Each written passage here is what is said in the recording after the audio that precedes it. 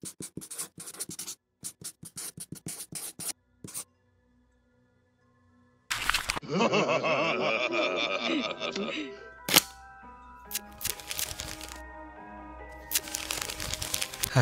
magandang hating gabi or kung anong oras mo ang pinapanood ng video na to. So ito ay quick review ng 1998 comedy horror movie Magandang Hating Gabi. Hello pala sa mga batang 90s dyan, malamang napanood nyo na to. Now, bakit ko naman natrepa na gawa ng review tong movie na to? Isa kasi to sa mga very memorable movies from my childhood na gusto ko sanang i-share.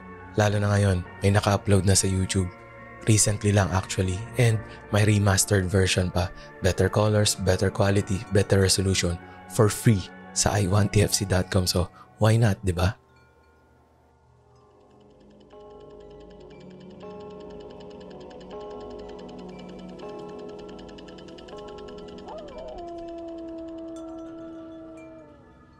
So this movie is directed by Mr. Laurenti Jogi and written by Mr. Ricky Lee. Movie title, Magandang Hating Gabi. Release date, November 4, 1998 and ang runtime is 1 hour 43 minutes. So itong movie na to is an anthology. So collection siya ng stories. Parang shake, rattle, and roll. So yung first story is about a killer van. May isang family na bumili ng second hand na van. No, haunted pala. Yung tatay is played by Alan Paule. Nanay naman is Miss Yula Valdez, and may dalawang anak, Miss Angelica Panganiban and Alwin Uytingco. Yung second story naman is about a Kuba, hunchback. Tukol naman ito sa isang babaeng estudyanteng Kuba na may lahing aswang, played by Miss Angelica de la Cruz at ang kanyang manliligaw, Mr. Jericho Rosales. And ang nanay ni Miss Angelica is played by Miss Jacqueline Jose na isang aswang. And yung third and final story naman natin is Fatman, yung storyteller natin. And yung 5 barkada na kinakwentuhan niya, hindi nila alam sila na pala yung third story. So yung 5 magbabarkada si Mr. Marvin Agustin, Dieter Ocampo, Mylene Dizon, Bojo Molina, and Laura James. And syempre, yung monsters natin dito sa 3 stories, played by one actor, Mr. Noni Buencamino. Sa first story, siya yung killer sa van. Sa second story, siya yung elder na aswang. And dun sa third and final story naman natin, siya si Fatman, yung storyteller natin. Now, kung hindi mo pa napapanood yung movie, mas maganda kung panoorin mo muna kasi medyo may mga spoilers na yung kasunod na section. Okay, so quick setup lang muna kung paano naging connected yung mga stories natin. So mag-start yung movie, nasa road trip yung mga bida natin. 5 magbabarkada. Naligaw sila and inabot na ng gabi. Medyo isolated area yung napuntahan nila kung saan sila niligaw. Walang ibang buildings or structures. Puro grass and unpaved road lang, so walang kalsada. And then, nakita nila ang Midnight Express. Get it? Magandang hating gabi. Midnight Express. More on that later. So pagpasok nila, na-meet nila ang owner ng Midnight Express, si Fatman. Now, dahil anniversary ng Midnight Express, Feb 28, on the house na daw yung first order ng barkada. Then, naupo sila and nag-offer na magkwento si Fatman. Doon nagsimula yung first story natin.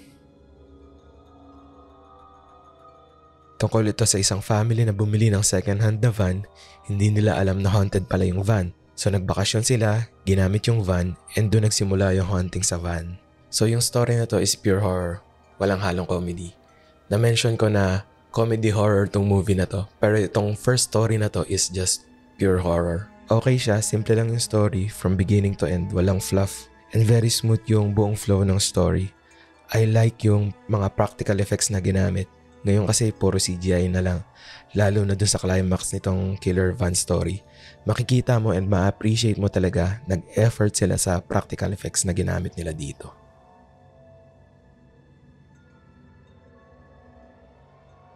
The second story naman is about a Kuba. Tungkol naman ito sa love story ng isang babaeng estudyante na Kuba and yung kanyang manliligaw. Ang problema, may lahing aswang yung babae at tutol yung nanay na isang aswang. So yun yung conflict nung buong story. So kung pure horror yung sa Killer Van, dito naman may halo ng love story. Maganda yung story. Very engaging. Love story na may halong horror. Nakakatakot yung transformation ng aswang and effort talaga sa practical effects. Ang ganda. And yung third and final story natin is Fatman.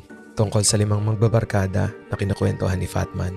Hindi nila alam, sila na pala yung third story. Solid yung introduction and character establishment. Sa short introduction natin dun sa magbabarkada, nalaman natin agad yung skills and characteristics nila. Marvin is smart but coward. Si Dieter is action man, good at dart at gagamitin niya yon sa climax nitong movie. Mylene and Bojo naman, yung couple natin. Dora James, dramatic, self-absorbed, narcissistic. So kung napanood nyo na yung trailer, alam nyo na connected yung 3 stories natin dito sa Midnight. Midnight Express, Magandang Hating Gabi, get it? Right? Yung third story yung talagang na-enjoy ko. Ito yung naalala ko from my childhood. I think ito yung first encounter ko sa comedy horror na type na movie. Kaya very memorable siya sa akin.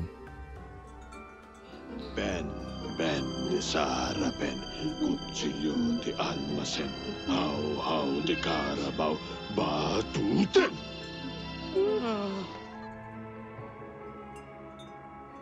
Ma-appreciate mo talaga yung structure ng stories. Mag-i-start ka dun sa Killer Van story na pure horror, dun sa Kuba story naman na may halong love story na, and then kay Fatman na comedy horror na, 'di ba? So hindi lang siya random collection of horror stories. Very well curated, may structure. And I can only imagine yung experience nito sa sinihan. I mean, think about it. So na-experience mo yung horror dun sa loob ng sinihan, pero hindi ka lalabas na takot dahil dun sa comedy horror na ending. Malamang nagtatawanan pa kayo ng barkada mo paglabas nyo ng sinihan, di ba? That's it. So grab your family, friends, significant other. If magkakalayo kayo, go on Discord, share screen. Why not, diba? And you can watch this for free. Meron na sa YouTube and may remastered version sa i1tfc.com. Salamat. Magandang hating gabi. Magandang hating gabi.